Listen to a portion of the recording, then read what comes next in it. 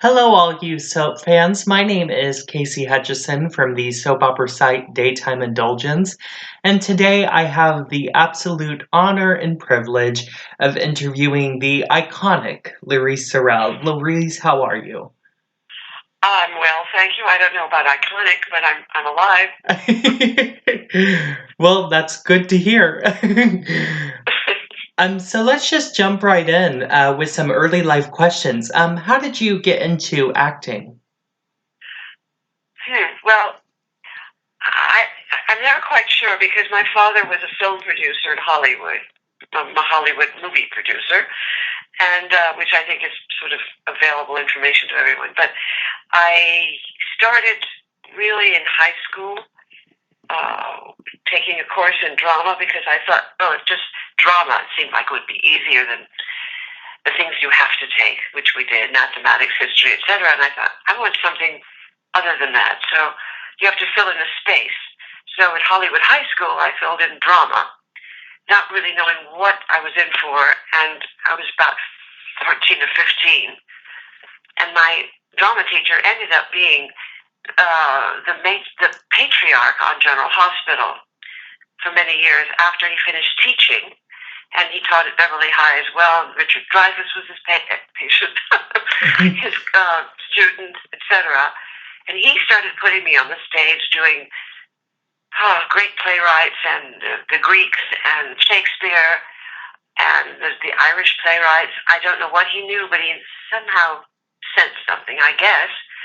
And I was hooked. And I never stopped after that, I guess, from 14 on till I graduated high school relatively young. I think I was 17 or 16. Then I went to college in LA where I was mainly in the drama department, doing nothing but theater without stop. And then I thought, well, I have to go to New York because that's where the theater is. So I made some money and paid for my own ticket and ended up at the very famous at the time rehearsal club, which was a movie called Stage Door years ago, and starring Katharine Hepburn, etc. And all these women were at the rehearsal club, which is where I ended up in New York, and I got a scholarship to the neighborhood playhouse. And then it just went on from there. It's as easy as I can make it. Who were some of your early influences in the industry? Nobody. Honestly, I had no influence. I mean, my mother was an extraordinarily beautiful woman. She was a painter, pianist, etc. And I have to maybe say that was the influence, but I had no, people say, oh, I always admired so-and-so or so. Never. I really wasn't even interested I saw movies all the time because I was the daughter of a movie producer. But nothing really stuck with me in terms of an influence, if that's what you mean. I guess my own sense of drama was my influence. I don't know. I don't know. And finally, to touch on your early life, did you ever watch soap operas growing up? I never watched a soap opera until I was on one. Oh, wow. I didn't even know what they meant. All I knew was that this sounds naughty, and it was. All my theater friends said, oh, no, you can't do that, that's not, you shouldn't be doing that.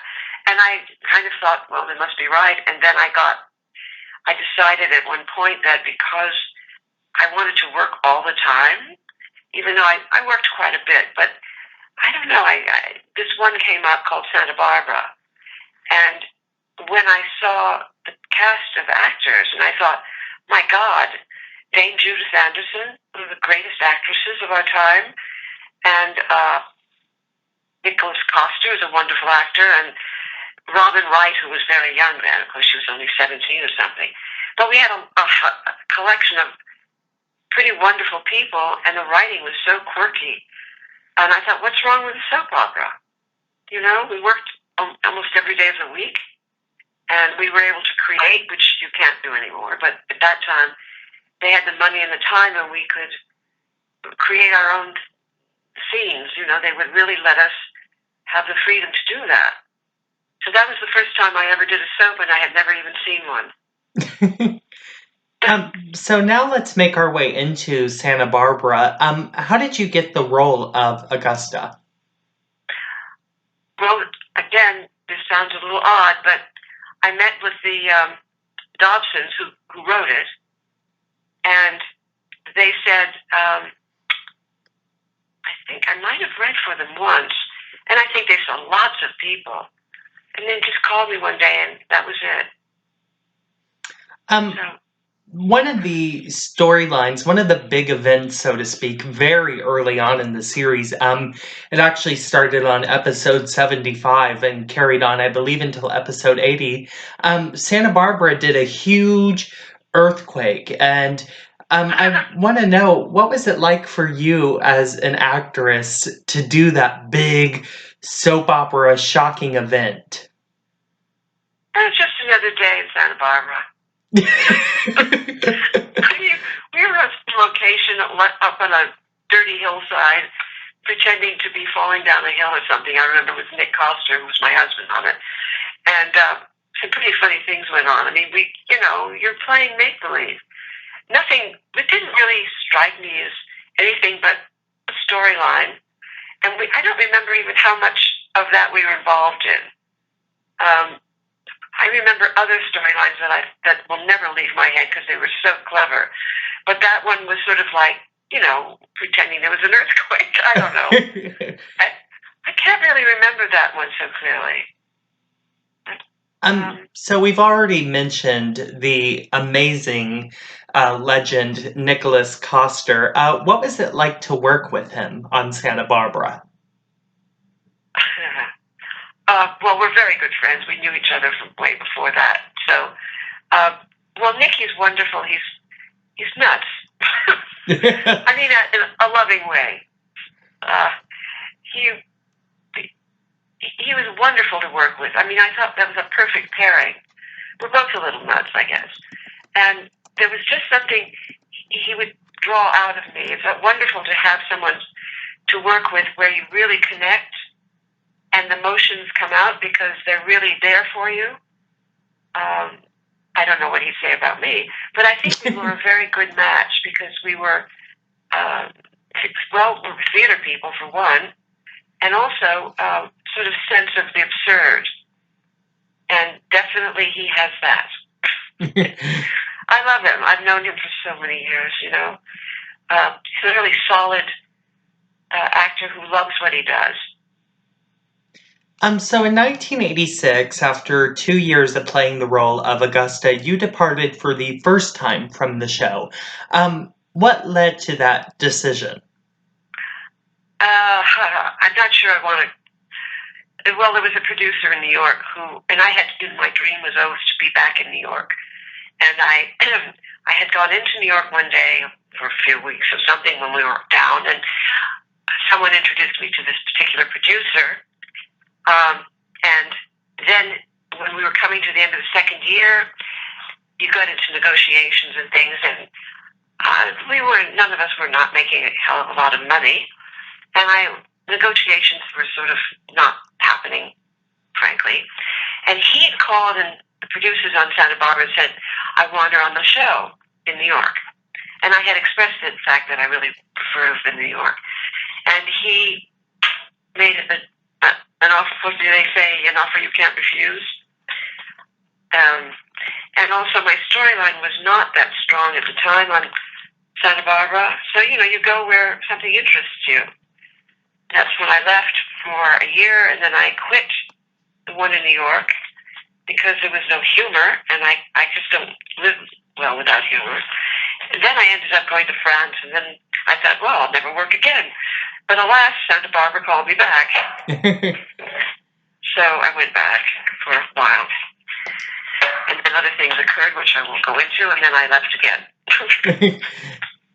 So another story that Augusta played, of course you had many, but one story that you got to play was you got to play a blind person after Augusta. That was my most fun.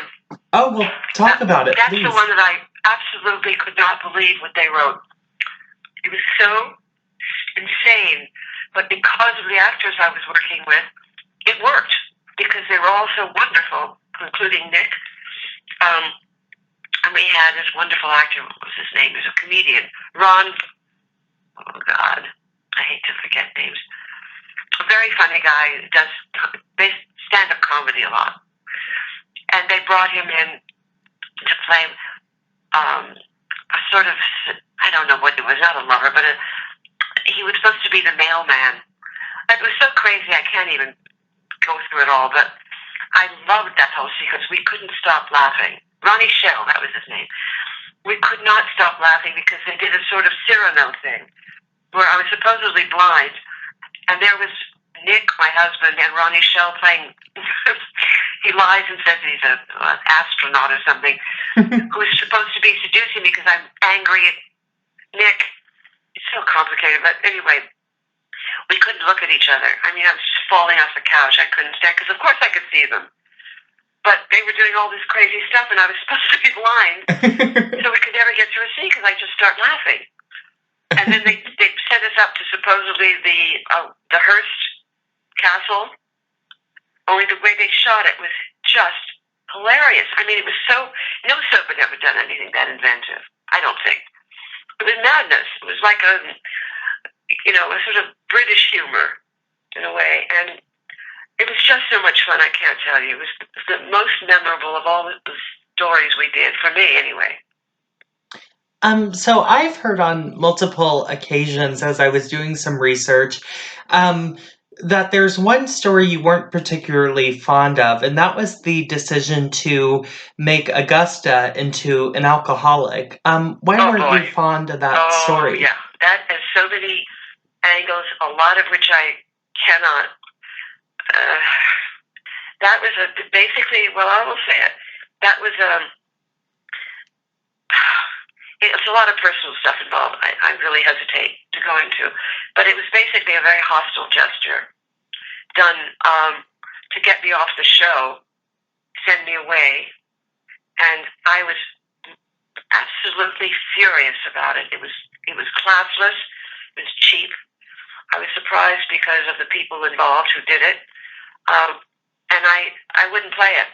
I simply refused to play it, and I told them what I thought, as I tend to do. And I said, I just wouldn't play it. Whenever and the crew was with me, I said, don't ever put a bottle in front of me. I won't drink on camera.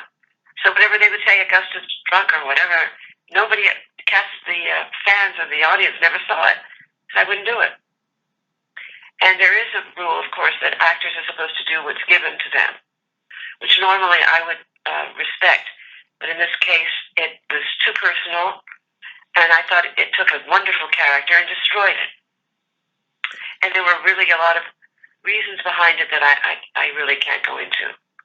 But I will never, ever forgive those people who did that. So my final question to touch on Santa Barbara is, do you wish you could have come back for the 1993 finale episode? No, and that's another reason I can't go into that. No, I don't.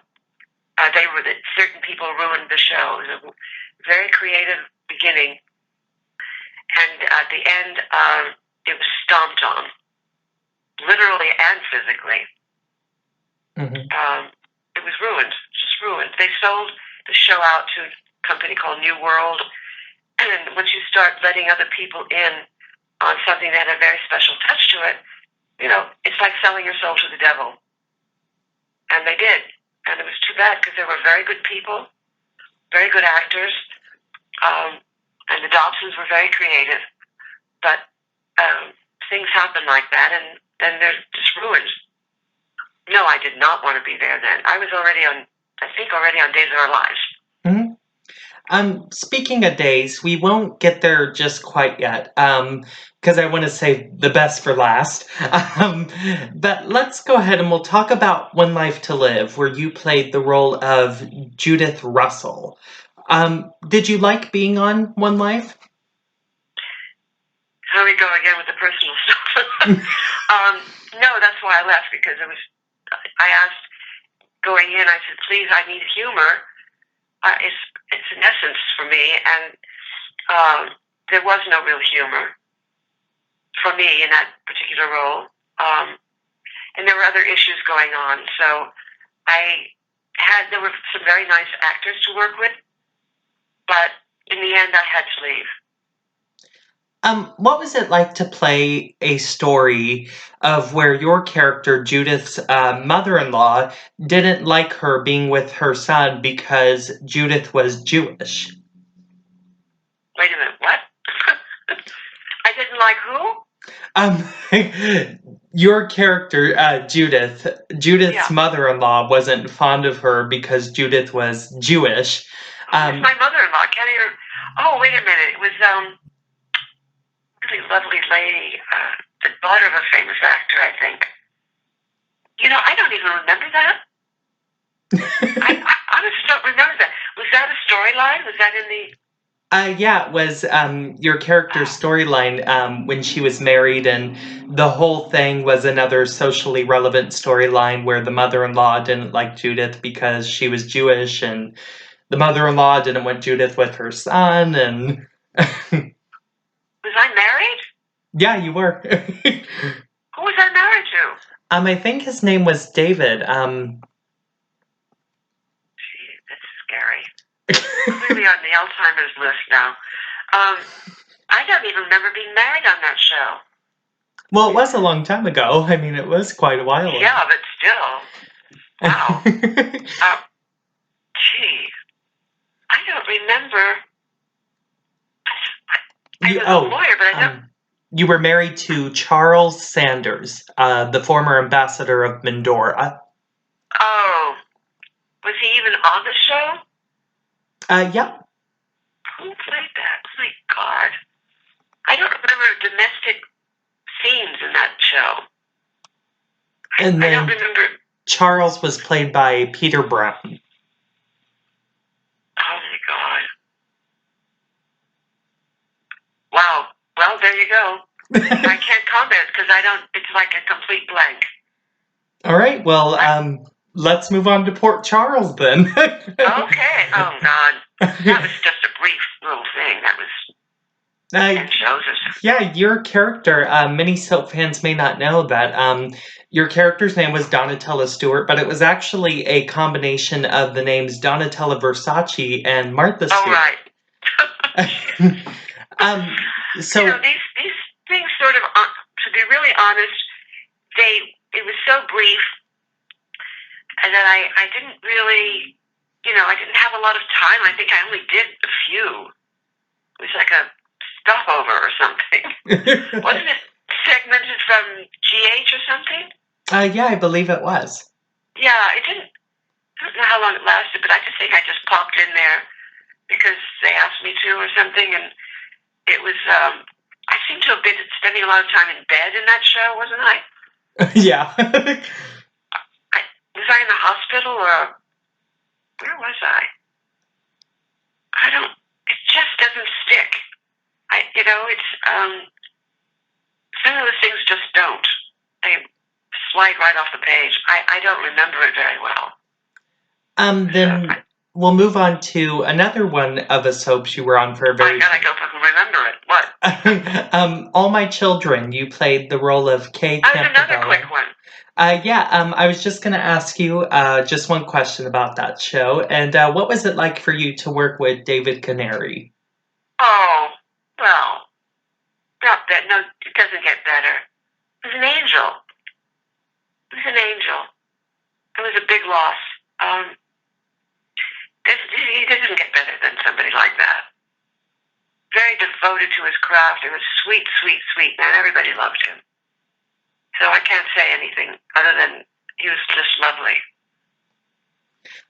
So throughout your day's career, James E. Riley gave you some beautiful material.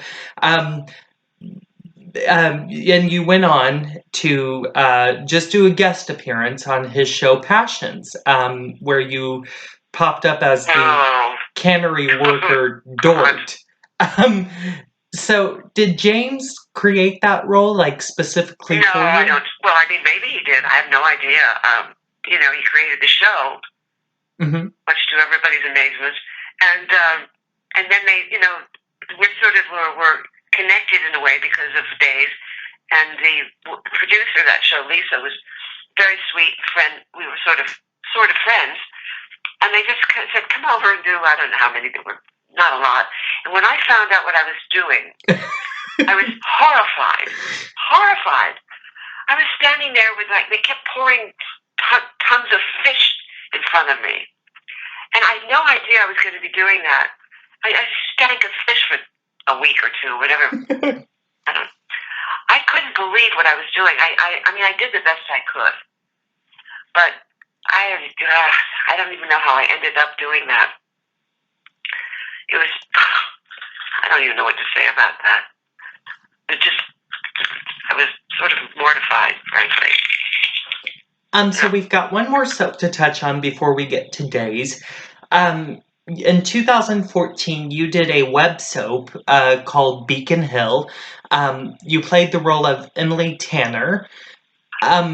So how did you come about to be on your first web soap opera? That was obvious. That's Crystal Chappelle. And she called me. You know, we're friends. And she asked if I wanted to do it. So I said, sure. I love her. And I love the idea of going to Boston and, doing... I'd never done a web series. Well, unfortunately, it died very quickly, I think. I thought it would be nice if it went on because it was sort of fun. She just runs a great ship. She's just unflappable and straightforward, and everybody was so nice, and it was just a funny kind of adventure, which didn't go anywhere. But it was fun. I mean, I didn't have a chance to develop the character because we were on and then we were gone. So, would you ever look forward to doing more web soap operas? No. How was that for an answer? Last one. Hey, no, sometimes the straightforward ones are the best. Pardon me? I said sometimes the straightforward answers are the best. Yeah. I think I finally have come to that point where it's just not for me anymore. I can't, everything's too fast. I wish they would get unstuck and move forward because they could do, if you watch This Is Us, it's a soap. Mm-hmm. But boy, the writing and the thoughtfulness behind it, of course they have more time. But I think people have told me, because I never saw them, but that early on they really did deal with people and their emotions, and it was simple, but it was, about real people. Now I don't know what it is. And for me, it's just too difficult. I feel like I can't hook into the material because the emotions, they don't allow a lot of that time to do that. And I can't do it. It just hurts me, kind of. Bless them for going on, and I'm glad that everybody's working and that people need to work, etc. And I love to work, but I don't think I'm able to do that anymore. Just my nature. So now we'll move on to the role you're probably best known for, Vivian Alamain from NBC's Days of Our Lives. So we'll kind of start at the beginning. How'd you get the role of Vivian Alamain? Oh, well, I went up. It was right after not quite, but maybe 5 months after I had left Santa Barbara. And a friend of mine who was a producer said, they're looking for someone on days. You might want to investigate that. And I said, oh, God. Anyway, my agent, I guess, may have been called, or I don't remember what happened, because I don't. But I went up and met with Ken Corday and also, a producer who was there who's no longer, hasn't been there for over 20 years. I cannot remember.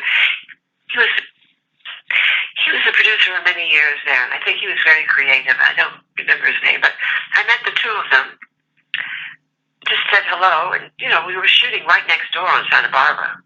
So I figured, well, they must know who I am or see me because we're next door to each other. So I said, thank you, it's nice to meet you. And they said, well, we're going to test some ladies. And I said, good luck. And I left. Then I got a call. That was it. So throughout your run on the show thus far, you've gotten to work with some pretty great men. What has it been like working with John Aniston, the late great Joe Mascolo, and even Drake Hogestyn? Okay. Well, I love John. He's such a sweetie. He's just so dry humored.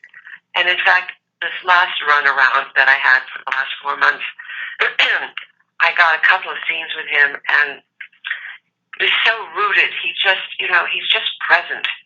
And I just look at him and I smile. I can't, he's right there for you. He's a doll. And he's like big bear of a man. And he's a doll. He's an actor, he's been doing this forever. So I always love, every time I see there's a scene with John, I was just so happy. And there's always humor in it, which makes me happy. And then Joe Mascolo, we did work together, and I loved him because he was a committed actor, and he cared so much about what he was doing. It was a terrible loss, really. He just was a bull of a man, strapping man with a lot of passion, and I love that. So that's what I can say about them. So, of course, you already mentioned it. It was a great loss to the world when we lost Joseph Mascolo. What were your initial reactions and thoughts and emotions when you heard about his passing? Well, it's been years and years since I'd seen him, and we never had a personal relationship of any sort, socially or anything. But I had such great respect for him, and I just sensed a loss of a very passionate, lovely human being. At my point in life, I'm losing so many people. On a daily basis, I get death notices. I mean, it's just horrifying. And I can't say that he was just another one, because I had such respect for him. And I don't know what else to say except that I just took a moment of silence for him and thought about him for a bit. He was a brave soul. So now let's dive in to, I think, the most iconic Vivian moment, and maybe one of the most iconic in Day's history, when you buried Dr. Carly Manning alive. Yeah. What were your reactions when you heard about the Buried Alive story, and what was it like for you to play that as an actress? Well, first of all, it was James Riley, so you never knew nothing surprised you. That one was a showstopper. The great thing about it, as crazy as he was, and I didn't like everything he did, but you can't win every time. The things that I did in that, I had already jumped out of a plane. I had done so many insane things, between being Elvis Presley, a bearded man, Carmen Miranda. it was all over the place. Box of French fries. So whatever James came up with, I said, of course, why not? And the fact that Crystal was so dedicated, because she's, very focused, we just grabbed it and did it. And I think maybe that's why it works, because we've committed to it. If we don't commit, who gives it? Who cares? But it was the way in which it was choreographed, in terms of my giving her, I think I gave her a phone, and some air was being pumped in. It was ludicrous, but it was so much fun, because you could tell that nobody's really getting hurt. It wasn't mean. Well, it was sort of mean, but there was something funny about it. It worked because of our commitment and the way it was created or written or whatever, that we would be laughing, because there was an undercurrent of, you've got to be kidding under it. Although that's true of most of the stuff. But this one I don't know why it worked. We just did it and didn't ask questions, and we were able to somehow manage to make it believable, I think. I don't know. I never saw it, but I don't know how to answer that. It's probably more objective from somebody on the outside as to why it did work. Maybe So, you know. oh yeah, and I think it was fabulous and lovely and such a treat to watch these two giving actresses just do this iconic moment. Yeah, well, we didn't think that. I mean, at the time we were just trying to make it work because it was so crazy. But I think that one of the things, well, it was just a moment, which was when was, they wanted me to do a jig on the grave. Oh That yeah. was what was written. Vivian does a jig, and I went upstairs and I said, I don't jig. That's what I said. And the producer said, oh, well, what do you want to do? And I said, I don't know, but I don't jig. So I went back down on the set, and on the lunch hour, I went through a sort of, I don't know what I did. I was by myself, and I just sort of choreographed something that I thought, I don't know if it worked. I didn't know what it was, but I said, I think I'm going to do this. And they pulled the cameras back. They had no idea what I was going to do. And I did this weird walk around with a flower. She loves me not, or whatever. And then just threw myself on the grave and started laughing. I have no idea what that was. And neither did the crew. They were in total shock. And then they used it.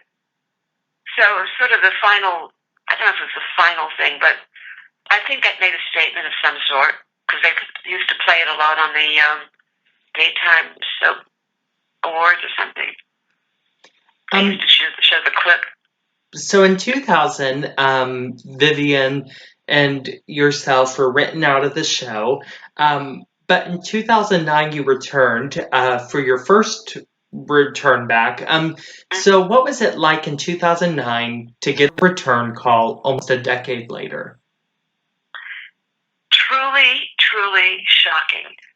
For one thing, it was almost 10 years later. And I'd moved to New York 7 months earlier, given up my apartment, my car, half of my belongings, and planted myself in New York City. I was sitting here with my sister, and the phone rang, and the lovely guy, who's now a very good friend, producer, called me. And I thought, why is he calling me at home? And we both had Wheaton Terriers. So I said, how's your Wheaton? I didn't want to hear anymore. Hi, why are you calling? How's the Wheaton? And he said, he's good. Listen, we're thinking about bringing Vivian. I almost croaked because I'd given up my whole life in LA. I had nothing there. And I thought, oh no, I can't, it was really shocking for me because it was 10 years later.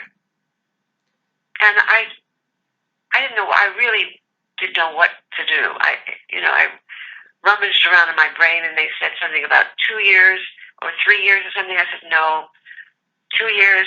And then I finally said, okay. So I went back there with nothing, with no home, no nothing. And it was the same thing happened this time.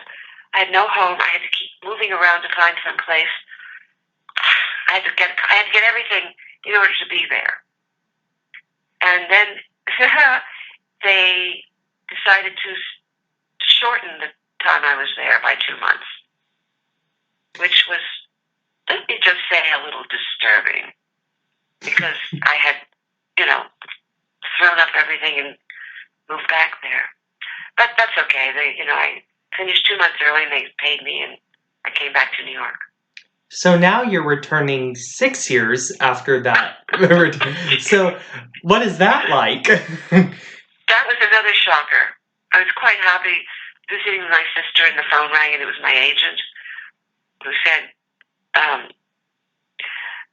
have to ask you a question. I thought, oh no, I don't like the tone of her voice. And she said, would you like to go back to 611? I could not believe it. Of course, it was a short run. But again, I had no home, no car, no nothing. So it was a very rough time for me this last time. In terms of, I don't like to complain about these things, but I had nothing of mine. I moved 4 times, and I had my dog, and it drained me somehow. I wasn't comfortable. I did the best I could with the work, but it was not the best situation. And, that's my responsibility, but it just was hard. Did you enjoy Ron Calabardi's material? I don't want to go on record with that stuff. I had a hard time. At first, it seemed like fun because it's a great entrance. I mean, it's a wonderful entrance. I didn't know where it was going, although he sort of gave me an idea. And for me, the essence of her kind of wasn't there. Something was lost for me. I don't want to comment on the writing or anything, but it was not what I think I expected or was hoping. I don't know what I was thinking really, but it's just different. It was different. I don't know where it would have gone had I stayed, but I don't know. It was partly to do with the fact that I was totally at a disadvantage in terms of how I was living there. I really didn't want to be in Los Angeles. New York is my home now.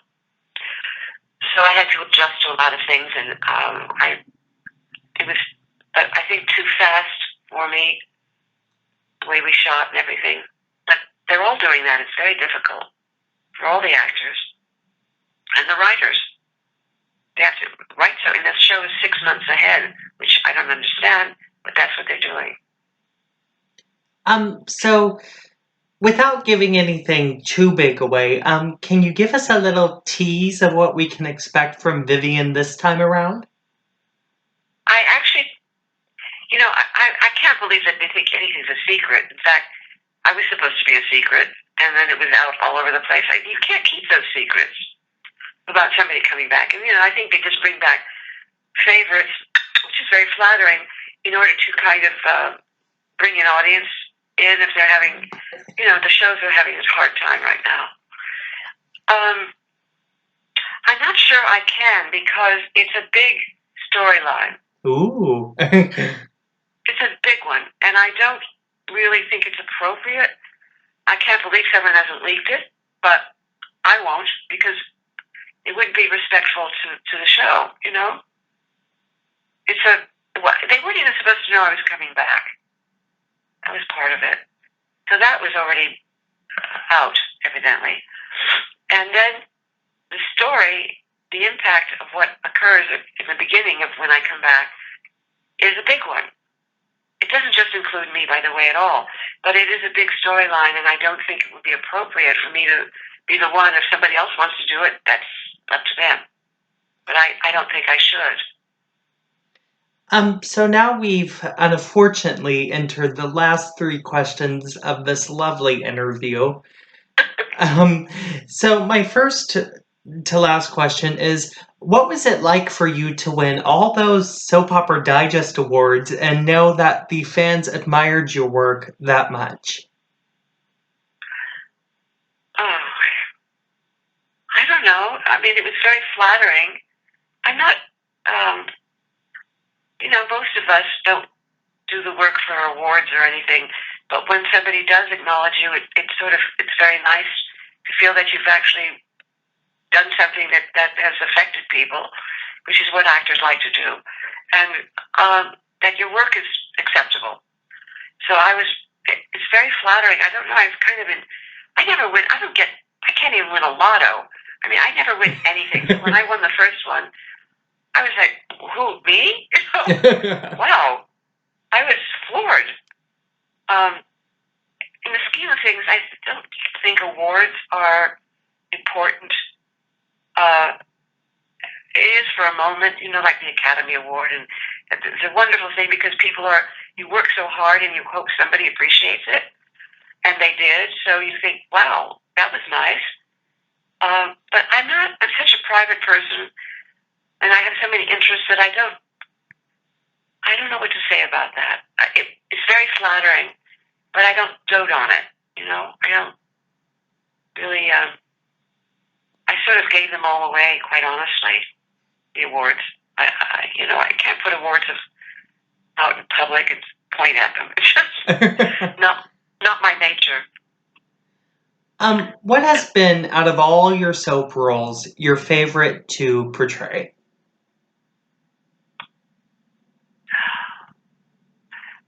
I think this combination of Augusta and Vivian,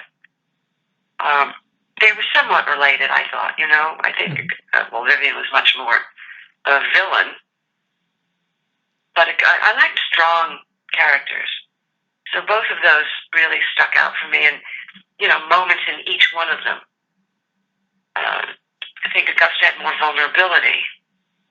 That was one of the things I was looking for in Vivian, which rarely came out. There was a scene once on Days where I got to show a little bit of that with an actress called Deborah Adair, whom I loved. She used to play Kate. She left. But anyway, we had one scene that I never forgot because it was a show in a mirror or a window into the life of Vivian's craziness. And I just took that because they wanted to do it one way, and I said, no, I don't want to move. I don't want to do anything. I just want to sit and talk. And they allowed that, which I thank them for. So Vivian had a lot of elements, and so did Augusta. I'd say those two, really. Because the rest of them were not ever completed, never fulfilled. And finally, what is your favorite part about living right now? In America, in New York, in my apartment? Where? Just your personal life. What's your favorite part about your life at the moment? My living. Well, it's complicated because I'm so unbelievably angry at what is going on in this country. I am appalled, and it has taken a lot of joy out of me. Not just me, believe me, everyone I know. As a matter of fact, the monster is in town right now. Oh my goodness! I don't have to say who that is. You know, we're like frothing at the mouth here, and so my favorite time has been thwarted in a lot of ways.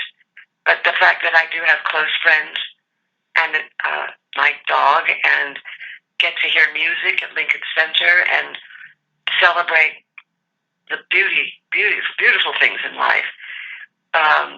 That's all there is day after day, grabbing it. That's my favorite part. I'm very frustrated because I can't. None of us seem to be able to do anything about what is being done to us right now, and it's very sad. I didn't think I'd live to see this, but we are. So I'm screaming and carrying on. I just stopped a couple of policemen because the so-called president is in town. Shouldn't be allowed here, but anyway. And I stopped a policeman and I said, he doesn't deserve your help, but we love you, but we don't like him.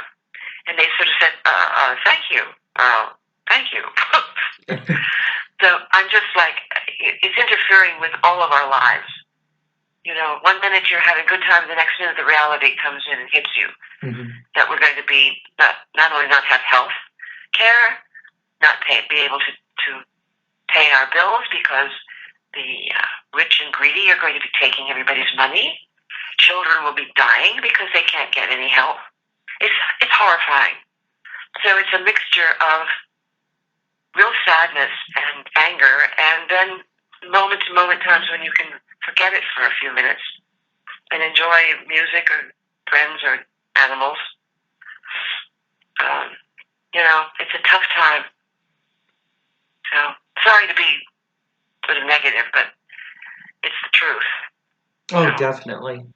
Our special, very special thanks to the one, the only Louise Sorel. And be sure to catch Vivian's hot return to Salem coming in just a few short weeks, actually. And Louise, have a lovely rest of your day. Oh, thank you. And you have a good holiday. Oh, you as well. Stay safe. You too. Okay, thank you. Alrighty, thank you. Bye-bye. Bye-bye.